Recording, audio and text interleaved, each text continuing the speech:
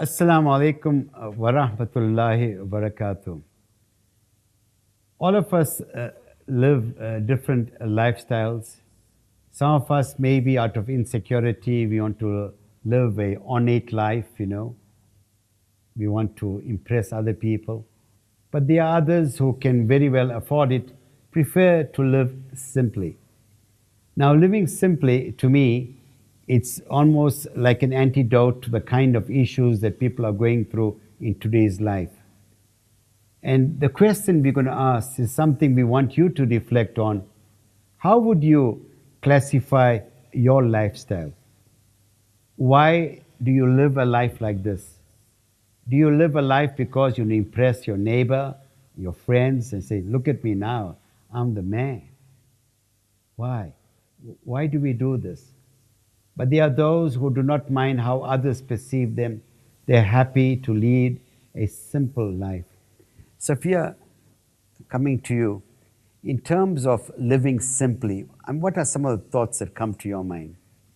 Well, as a Muslim and someone who's striving to be a Muslim that Allah accepts as a Muslim, I think my focus would be on the excellence Allah has prescribed for us, and His excellence as prescribed by Him actually promotes and requires of us simple lives, and that does not mean that we don't have things that we like or enjoy. Even Rosie is provided for by Allah. He decides who has how much. The thing is, in our conduct as Muslims, I mean, the fact that we are instructed to say Assalamu alaikum to somebody when you encounter anyone. And in other words, you're giving them salamati, peace, goodness, some goodwill. If your encounter with anyone being Muslim or non-Muslim does not leave them with salamati, then your salam has been meaningless. So that instruction has not been followed. The instruction was just not to greet, but was to create a feeling with the person, like I said, Muslim or non-Muslim. In the context of living simply, if what we have makes someone feel uncomfortable, intimidated, smaller, if your opulence actually makes them feel lesser, then you are not leaving them with salamati. So then, as Muslims, we've got to examine that what Rosie has been given to you, is it being appreciated, and are you giving expression of gratitude to Allah for what you have in the correct manner? If it leaves someone else feeling anything other than peace and salamati from you. Besides that, I mean, just in terms of studies that are being done, the Nobel Prize winner Daniel Kahneman, he actually did years of studies on the lives that people are living, and it's getting more and more affluent, and our spending capacity is bigger, and our spending habits are getting bigger, whether the income is more or not. But he clearly found, after years of studies, that as high as our incomes are becoming, or as much as they are rising, and as much as we are spending more, it's the happiness level of people is not measuring up to the increase in income or expenditure and what we enjoy.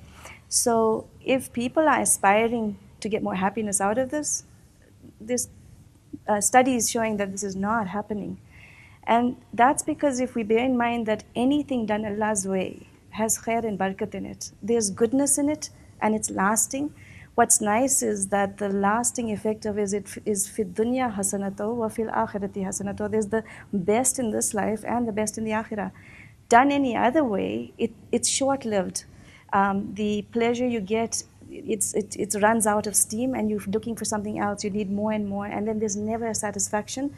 There's always an aspiration that is never met. So living simply actually is higher order living. It's actually evolved living. And if we look at the examples of the Anbiya in the past. Just stop there, Sophia. Alhamdulillah. You give us so many beautiful nuggets, as it were, right? Yusuf, your take, but one of the things that you mentioned, and if I could summarize it, that no external stimuli determines your happiness except your inner self.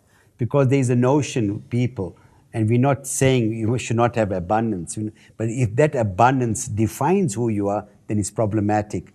Like many people say, you know what, when I get this, when I have this home, I'll be so, so happy. And the point that you're making from the study, that has no bearing on a person's happiness. Yusuf, your take, Yusuf? Yeah, I mean, on that topic, right, there's an excellent book, I think it's called Happy for No Reason.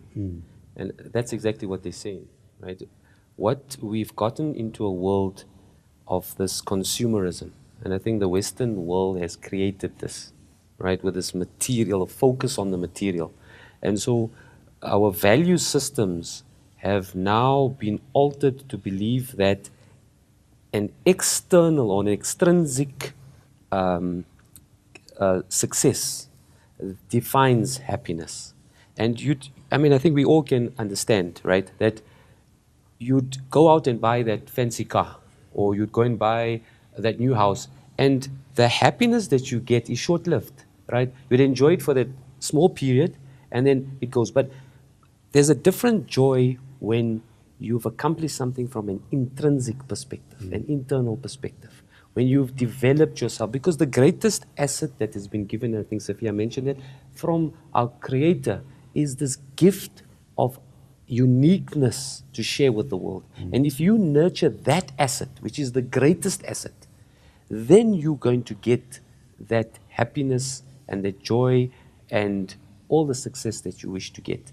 And that's where unfortunately we are going astray. Sheikh Shoaib, alhamdulillah, I think both Yusuf and Safiya should have their own program. MashaAllah, alhamdulillah, so beautifully said. Sheikh Shoaib, I mean, when someone speaks to you and says, we need to live simple lives, I mean, what thoughts conjure in your mind, and how would you look at us presently living in our own environment? To what extent we have embraced the idea of simplicity? Bismillahirrahmanirrahim. I pretty much agree with the two before me, Yusuf and Safiya, but in addition to that, things that we learn from the teaching of the Prophet ﷺ, as well as the various of the other Anbiya, is the one that is contentment. If that is within every individual, then your living simply is relative to the person's level of his or her contentment. How much? Because that's what it is. People are not contented at heart, so they are looking for more. So they're looking for that second car or that third car or whatever, bigger home, etc. And then if you look at the life of the Prophet ﷺ, his life was a simple one, not in that sense, not a complicated one. So my understanding of living simply is not a complicated individual. A wealthy person as well as a simple or poor person felt comfortable in the presence of the Prophet ﷺ. Nobody felt intimidated. Even his enemies never felt intimidated around him as such. So that was a simple, uncomplicated person. So that is also probably a different way of looking at living simply, that you are not a complicated person as a Muslim. People should be comfortable around you because of your personality and what you are giving off. And then also finally the last part is the dua of the Prophet ﷺ, where he would make this dua and say, Allahumma la taj'al ad-dunya akbara hammina. Oh Allah, don't make the dunya the greatest of my, preoccupying me all the time, and that be my greatest worry, etc. So those three things will help us understand what it means when we talk about living simply. There you have it. Alhamdulillah, three very profound and comprehensive definitions. And I think, you don't have to be a rocket scientist. You can look at yourself, your own aspirations, why you do what you do. And I think it's important, inshallah, that, lead a life in such a way that the people around you do not feel a degree of pressure. Like almost, look at me, I've got style, and what about you? And it's not the idea, because in the end, what's important, inshallah, that you need to be engaging, lead a life when people are endeared towards you. So we are going to talk about in the next segment a very critical aspect, and inshallah, you'll be back. Time is now. Time is now. Assalamu alaikum wa rahmatullahi wa barakatuh. Good to have you back. Yusuf, we talk about these things, but on a very practical level. If you look at what any father and mother would want for the children, they would want really obedient children, who worship Allah and emulate the example of Nabi sallallahu alaihi wasallam. But do you not think sometimes unwittingly that we are destroying our children by giving them material things? Definitely. I mean, as a father of 3 kids now, teenagers, I think I'm also guilty of it, right? And I think we don't do it intently. I think we only mean the best for our kids. But having come from backgrounds where, especially in the context of the social dynamics, socio-economic dynamics in South Africa, our forefathers came with very little means. They wanted the best for us. We came from, minimal means. And now, alhamdulillah, with the advent of democracy and things opening up, we've been blessed with a lot of, in a position where we can give. So with that intent, we tend to provide to our kids the best for them. Yet, I think what it's created is, it's created this issue where a child knows that if he asks for something, he gets. And that's not the natural system of the world. The natural system of the world is there's a process to getting. In that process, yes, you may get, and there's a challenge that you'll hit as well in getting it. How do you overcome that challenge? I mean, that's the essence of our Nabi, of all the previous Anbiya. What you're raising is really valid, because what has happened is we've created a psyche of instant gratification. And that is definitely not in alignment with where Allah says that give glad tidings to those who make sabr. Because that's repeatedly mentioned in Quran, that there's good news for those who make sabr, and we've actually hijacked that, we've actually stolen that from our children. Yes. And I agree that in the way our predecessors struggled, instead of actually admiring them for overcoming struggle, we're falling prey to waswas and feeling sorry for them. They were quality people. They had value systems. We felt sorry and decided to make it easy for our children. We've actually denied them certain value systems. And I don't think overindulgence in any manner is not an acceptable behavior of a good insan, of a good Muslim. Because Allah says everything in moderation. But what's more important is that no matter how much you have, because that barakat comes from Allah, rozi comes from Allah, it's the attitude that we've created in our kids, that there's an entitlement attitude, not a gratitude one, not a privilege one. They feel they're entitled to it because we make it easy for them, and they feel they're justified in demanding, and we feel scared if we're not providing immediately. I don't know what you feel about that, Sheikh. That also, the Prophet ﷺ would teach that he would like to have food one day and the other day go hungry, so that he can be grateful to Allah. So that is extremely important, that about that instant gratification, or that I am entitled to certain things, especially within the youth, that removes from them that sense of responsibility, the sense of gratitude, the sense, even when sometime in their life they experience a little difficulty, then it sort of cracks them up and they break because they've not experienced any difficulty in their life, so it didn't make them any stronger. It didn't make them or grant them those skills in which to go through life. So during the course of their life, in their marriages, for example, or anything else, the first challenge that they face, they just crack up and break down. I mean, I've had experiences of young men, or many of them, who were married for a couple of months, and the first argument he had with his wife, he just ran out of the house because everything was too easy. All the time he was just being given everything. And like I said, so when I sat him down, I said, "What's wrong?" He said, "I don't know how to deal with this." Well, we've created a psyche of life thrills and not life skills. Exactly. And so kids we've actually ill-equipped them, we've crippled them. And in an effort to be nice to them. So I think it's a very important point, you see. I think many parents have this erroneous notion that because it's my son and my daughter, I cannot say no. I cannot say no. And in fact, I say to people, if you love your children, you'll say no sometimes. And our parents said no to us sometimes. At that time, we got quite angry, but we could not show that anger to them. But we appreciate that the point that you made, Yusuf, that's not a natural part of life. In life, there are days, you'll get up and you have your challenges. And I think it's important, but what about the other challenge, Safia? The other challenge is, for example, a kid says that, I must have this cell phone. My friends have the cell phone. What about that peer pressure? What about those aspects? As parents, how do you deal with this? Do you say to them, because I said so, it's no, kalas?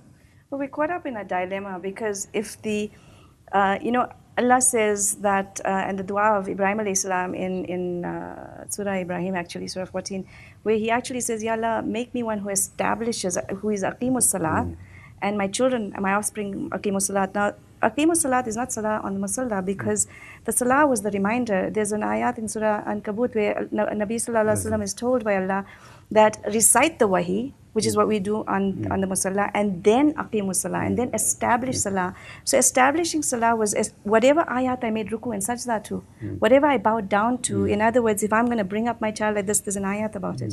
If I'm going to be a garment unto my spouse, there's an ayat about it. If I'm going to eat halal or haram, and the way I must eat, and what is haram, what is halal, I've made ruku and sajda to it. The Aqimus Salat is off the Musalla. If we have not established Salah in our life or our children's life, that argument will be a battle for us because we're not trying to instill value systems of a mu'min or an aspiration of a mu'min. We're trying to say, get your marks, get your career, and get your money. Make a life, have a family so I can show the community that I succeeded as a parent. We have to be a good leader, you have to be a good follower because the kids will copy you. And every leader needs to do this. Every leader needs to know the qualities of a good follower in order to be that because you're the role model. So, Safia, if I hear you correctly, I think the point that you are making, all of you, in essence, that we have to redefine what is success as far as our children is concerned. What is success? What is it? And it's about, I think sometimes we lose the opportunity. When children are young, they're placid and malleable. You know what I'm saying to you? They're receptive when you are the hero. When they're teenagers, you become an irritation in their life. I respect you, but I have issues with success. Yeah. Okay? And now you're my proxy dad, so I argue with you all the time. Okay, of course. So being the belligerent child that I am right now, I have to tell you that success is meaningless whichever way you look at it. That what we need to instill in our children is how to be significant, not successful, because success is built into significance. If you're significant, you're already successful. But if you're successful, you may not be significant. Even a drug dealer is successful. And in South America, they have very wealthy, affluent, amazingly powerful people who do very faulty things. And because you're my daughter, I disagree with you also. You're absolutely welcome. So, the point, you are in the same Trump page. is very successful. Whether he's significant is another Yeah. No, that's the point. That's absolutely. No, but the point, that's the point. When we say this, anyway, we say this, person X is successful. Yes. What is your frame of reference? Now, we need to look at success in terms of the akhirah, in terms that is pleasing to Allah. You are successful, ta-ta-ta-ta-ta. So in other words, we need to eternalize those values that will make our children truly successful. And I subscribe to your point. The issue is not about success as we see it, but significance. Maulana, in terms of this, I know, we just got a minute or two in this segment. I want you to think about this, right? How do we create this culture of being significant, of leaving a legacy, so that it impacts, from the member and any elsewhere, that people eternalize it, say, you know what, my beloved son, in your eyes I may not be successful, but my gosh, I am significant, and I paid your mommy to tell the same thing, right? So inshallah, my beloved brothers and sisters, I hope you are enjoying the program.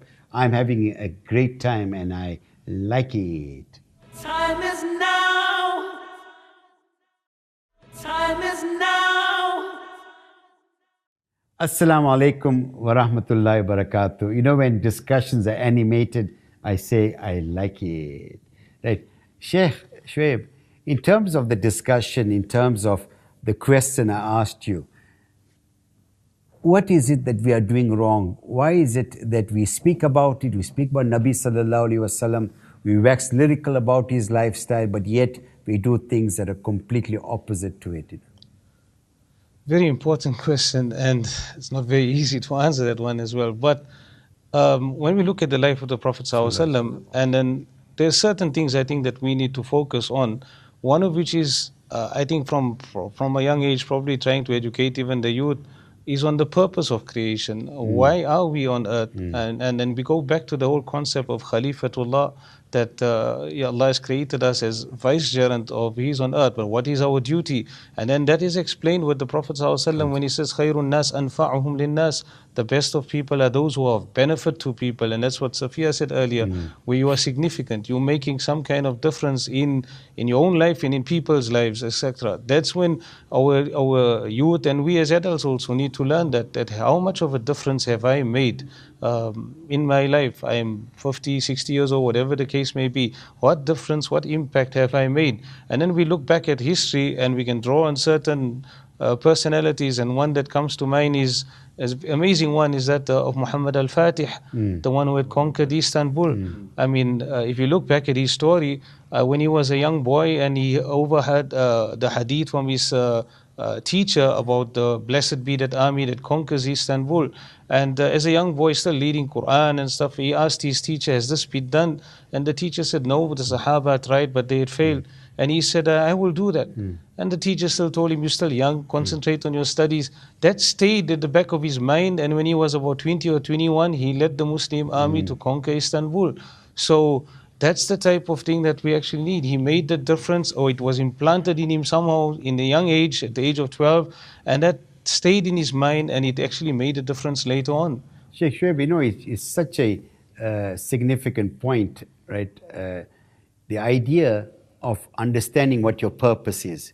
And once you understand what your purpose is, then you realize that, you know, they say we'll understand the true meaning of life at the time of death. When you look back at your life, you say, my gosh, was I spending my time on what was really nothing? You know, I have not said anything forward, right? So in terms of that, Yusuf, does it resonate with you? Do you think perhaps because we have not reminded ourselves as to why am I on this earth, and because of that we are expending a lot of energy, you know, doing things that ought not to be done, but focusing on things that are far more real, far more significant, so that you are a person of significance and not a person of success. But that, I think, is now hitting the crux of this issue, right? Safiya mentioned it in the first segment, Sheikh has mentioned it as well. We are all uniquely put on this earth with our own unique fingerprint. We were all given a gift from our Creator. Now it's about understanding, and it's an internal process to go and understand what is that gift that you were put on this earth for. What has unfortunately happened, and this is how the Sahaba and those that we need to emulate, the Prophet ﷺ lived. They were comfortable in their skin. Right? They knew this is who they are. Whether the person next to them was the most affluent person in the world. Correct. There wasn't this, oh, I wish to be like that person. It was, I have a unique gift. Maybe mine is education, sharing to the poor. The others would be, with all my wealth, I need to, I mean, if somebody in the time of the Prophet ﷺ was prepared to give up his entire wealth because they knew the ultimate mission is pleasing to their Creator. Now, what has unfortunately happened in the world that we live in, again coming back to that value system, it's all about, let's be honest, and we can skirt around this issue. When we talk abundance in today's world, what's the first thing that comes to mind? Is money, right? We define people with purely that, wealth. That is why people live stressful lives, because everyone is trying to be like the next person and would do anything possible, and that's the reality. That's where corruption comes in. That's where the proper value systems that we're supposed to be adhering to are all flouted, because that's where you get into debt. Right? Because to live a certain life, to live up to a certain value, we would actually do all those sacrifices, be able to take debt to go and buy that fancy car, and then you live in a stressful life. That's the reality of how we're living. What we always remember is two aspects which have come up here, and that is our purpose, as Sheikh has raised, and that is Allah has said in Surah Mulk, ayat number 2, He says, and I've created death and life so that I could test which of you is best in your deeds. He's automatically given an assurance to us that we are hardwired, pre-programmed with factory settings to be the best. Then He gave us the entire manual, which gives us access to the information on how to be the best. Our uniqueness is so important, as you raised it, because everyone's unique talent has to be done in accordance with the instructions that were prescribed. And those prescribed instructions were not to restrain or to tie us up in knots to see if we were obedient. The obedience was so that we could be our unique self in the most excellent manner. We actually excel from the obedience. Allah is not altered by our obedience.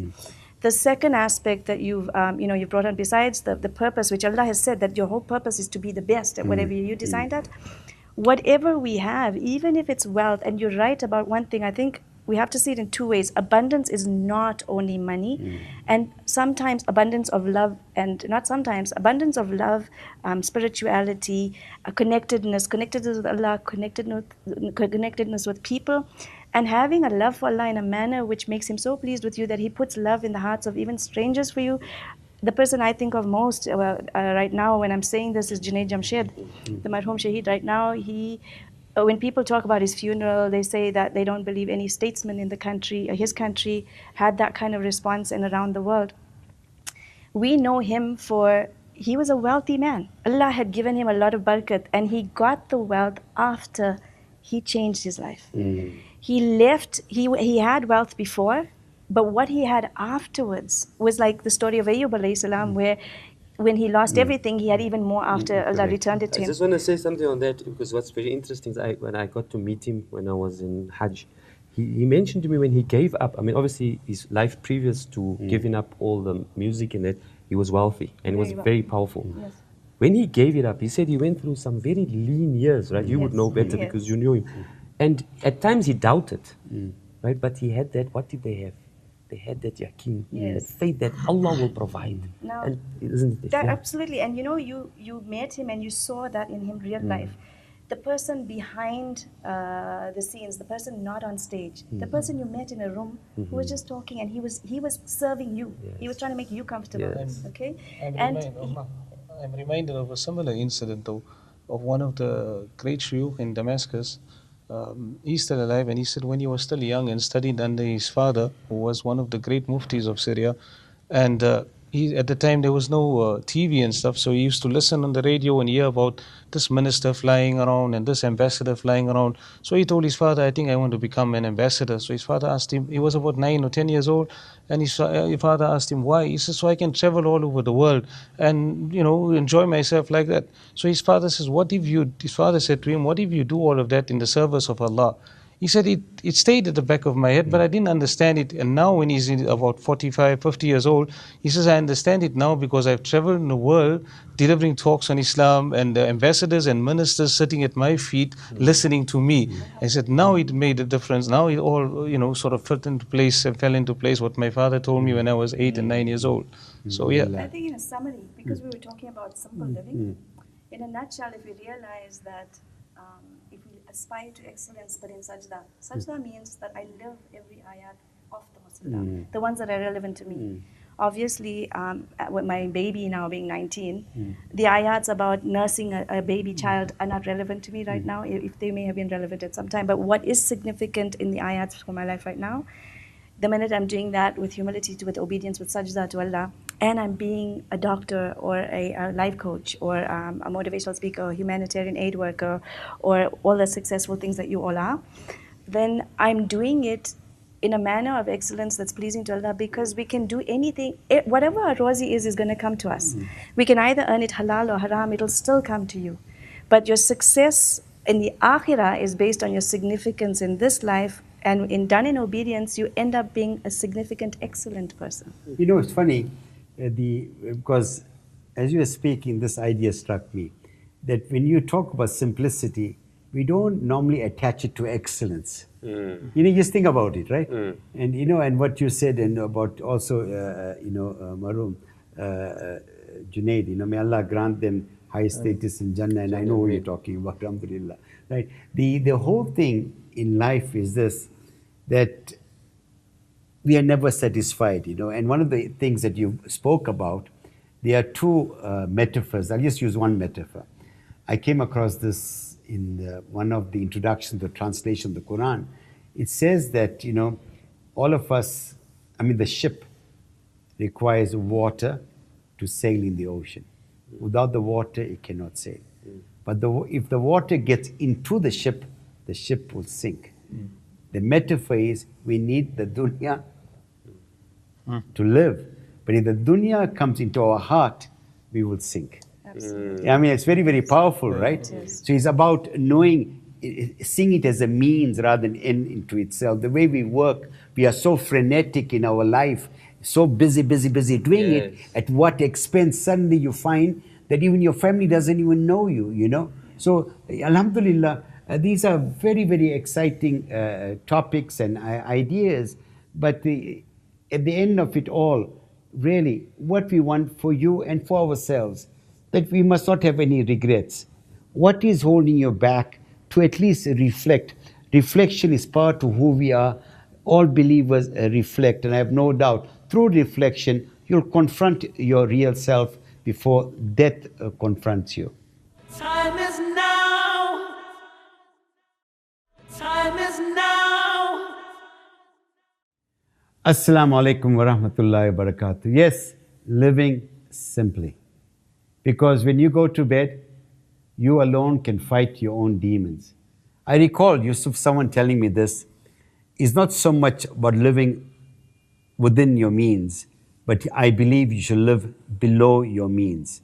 So in terms of the viewers, many of them are going through challenges, perhaps lead particular lifestyle, and we make dua, inshallah, that none of them are in real need, inshallah, and Allah does not test them in that sense, but Allah promises He'll not test you for something that you cannot bear. What kind of practical advice you want to give to the viewers? Look, I think with again, coming back to the point of the way we're living in this world, it is very difficult. There's this strong emphasis on the external, on materialism, which we spoke about. We're all trying to live a life which I believe is a bit of a false pretense. You know, you just open a magazine and they're creating these impressions of how a woman should be living up to this particular standard and having this particular culture. So we bombarded with it. Subliminally, these messages are all the time. Our kids are getting bombarded with on social media, etc. It's creating a lot of pressure. It's creating a lot of stress. That's why you have so many life coaches and all of that being created, right? It's the reality. I think, as we spoke about, we need to start going back to the principles. The principles of our Nabi Sallallahu Alaihi Wasallam, right? That find that what is unique to you, right? Get close to who you are. Shed all this ego and these facades that we put out. It actually is tiring. It's heavy on you, right? Get into your authenticity, right? That's first that you need to do. Then, you know, yes, we strive for success. We said it's very important to be successful. Living simply doesn't mean you need to be meek. No. It doesn't mean you need to be Miserly. Miserly, also be like sometimes people confuse humility and simple as no. Prophet Sallallahu Alaihi Wasallam was a confident man. The Sahaba were confident, yet they were comfortable in their skins. So, do you need? You know, you'd be fortunate enough to be able to afford a fancy car. How many do you need? Is that what's going to fulfill you? Right? Do you need 10 of those cars? Right? Do you need to go on every exotic holiday? No. There's other things in life. If you've been blessed with wealth, share it. Give it.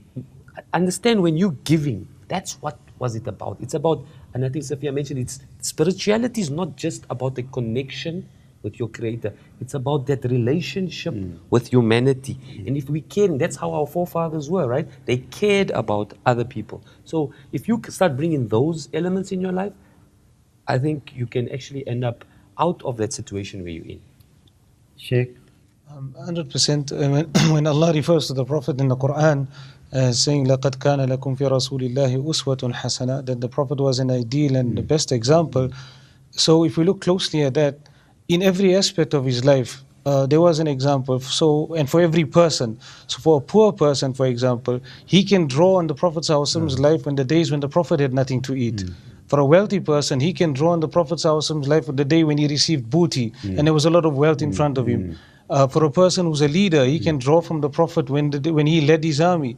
When a person who's ill and going through difficulties and sicknesses, he can draw from the Prophet the time when he was ill. When he was in battle, when he was faced with enemies. So if I may have enemies, I can draw from the Prophet's example how he dealt with these enemies. People have issues in their marriages. How the Prophet had issues with his wives. What lessons do we learn from there? So going back to all of that, in his life there is that solution for every one of us within our space. Going back right to the initial statements that we spoke about, everyone is unique. And in our uniqueness, yes, we'll find the solutions in the unique personality of the Prophet ﷺ, in that there is something for every one of us in his life.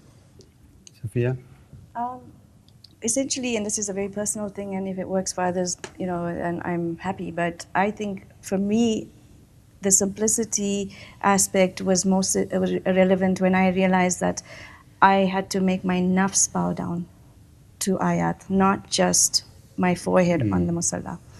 Because then I was actually committing, I was signing a contract and saying I'm going to enter the terms and conditions of what I've been instructed, because the one I love the most as my role model, as the best example, Nabi Sallallahu Alaihi Wasallam, I would want to impress him, so I would want to be like him. And he was the ideal example because he lived it.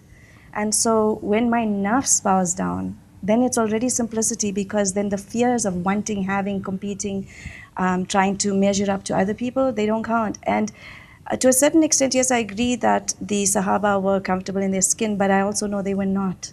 They always wanted to outdo who they were the day before. They wanted Allah to be more pleased with them. If we look at the example of the simplicity of Hazrat Abu Bakr, Allah, when He gave His wealth, took it away. And then there wasn't a replenishing of it. He just used and used and used, and he was happy and content. Hazrat Umar, as much as he gave, Allah kept replacing it. So he had more and more wealth. And yet he was simple. So it is not the wealth factor, and living according to your means, not beneath your means. Living according to your means aqimus salah wa atu zakah. That means enjoy what you have. Don't have to scrounge on what you have, because it's a gift from Allah. So part of your gratitude is to actually live according to your means, but living according to your means is also sharing it with others. So yes, you live according to your means, give generously, live generously with yourself, be generous to your family and your neighborhood. And just know that when you've decided that your nafs needs to make sajda, you can do all of that with simplicity. You can have a simple life, so you can be as wealthy as Umar radiallahu anhu and be simple, and you can be as simple in means and material things as Hazrat Abu Bakr, and have the same measure of a simple life. You see, that's a point. Sheikh, I mean, you could perhaps remind me if I'm wrong. When the Sahaba wanted long life, it wasn't because they wanted to enjoy the fruits of this world. When they wanted money, it wasn't because they want to lead a life of comfort. My knowledge is because they wanted to give to others, right? More time. When they heard about there was a time when people lived for 900 years purely because of doing ibadah. And the point that you made so eloquently, the whole issue all of you made, is about tying your existence to your purpose in your life. And I think the recurring message, and it's a message, and we have heard it so many times, is for us to emulate the noble example of Nabi Sallallahu Alaihi Wasallam, get to know this Prophet. Prophet Sallallahu Alaihi Wasallam also reminded us that we need to love him more than we love ourselves. May I share a hadith? Yes, please. Abu Umama al-Bahali, I think it was, you might say. Bahili, yeah. Bahili. Forgive my incorrect pronunciation. He had said that Nabi Sallallahu Alaihi Wasallam narrated that the worst place on the Day of Judgment is for the one who has destroyed his akhirah trying to impress the dunya. And most of the time that's what we're doing. And yet we say, I'm following the sunnah of Nabi Sallallahu Alaihi Wasallam, I love him the most, I want to do what he did. But his way was the way Allah prescribed. And he made the sajda on the musalla, but he made aqimus salah as well. And salah was given to him, I think 8 years after revelation. He was clear on the instruction, he lived it, and then he made sajda to it, and then he made aqimus salah. He established it as a system. And that system was a simple, excellent, highly successful system of life for everyone. It may be considered a bit of on a lighter note as well, but many a time some of my friends come to me and say, you know what, this particular dhikr that Rasulullah SAW used to read, and he encouraged us to read it, so I'm going to read it 1,000 times a day. And they, ask for advice. So I said, strange that you ask for all of these dhikrs, that you're going to earn so much reward in the akhirah. But the dua that Rasulullah read, and we all just seem to put it aside, when he said, oh Allah, ahini miskina, keep me as a poor person, wa mitni miskina, and give me death as a pauper, and raise me amongst the poor people. I said, that dua is the sunnah as well, but we don't want to read that dua. And we don't want to live and learn that particular dua. We'll read everything else about Rabbana atina fi dunya hasana, but we don't read that dua that the Prophet ﷺ read. So that's important. I mean, that's a point. You see, the point is, if you and I live simple lives, our life, as you said, will be uncomplicated, right? Our needs will be few. There won't be many wants, as it were. And we're contented. You got peace of mind. You find today, alhamdulillah, alhamdulillah, there are some people, no matter at what station in their life they are, ask them, how are you? Alhamdulillah. And they're really content as a person. When Bedouin went to Nabi sallallahu alaihi wasallam, he said, Prophet of Allah, I want to be the wealthiest man in the world. Our Nabi sallallahu alaihi wasallam told him thrice, be contented, be contented, be contented. Yes, my beloved brothers and sisters, really I pray, it's my earnest prayer that for the first of us, all of us sitting here, recording this program, as it were, embrace the beautiful example Nabi sallallahu alaihi wasallam. All of us at home also do that. Our children, inshallah, at a time when their hearts and minds are seduced by the world out there. So it is my prayer and our prayer, inshallah, that we lead simple lives, a life that is pleasing to Allah subhanahu wa ta'ala. Assalamu alaikum wa rahmatullahi wa barakatuh.